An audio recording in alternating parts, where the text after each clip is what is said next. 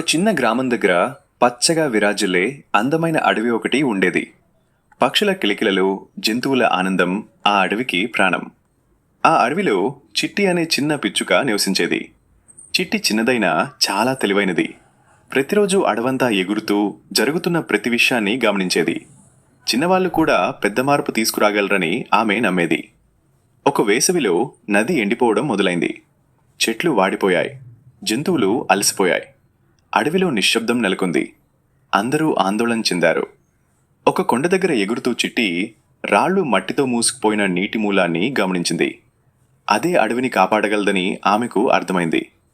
చిట్టి సింహానికి విషయం చెప్పింది. ఏనుగులు రాళ్లు తొలగించాయి. కోతులు మట్టి తీసేశాయి. జింకలు నేలదవ్వాయి.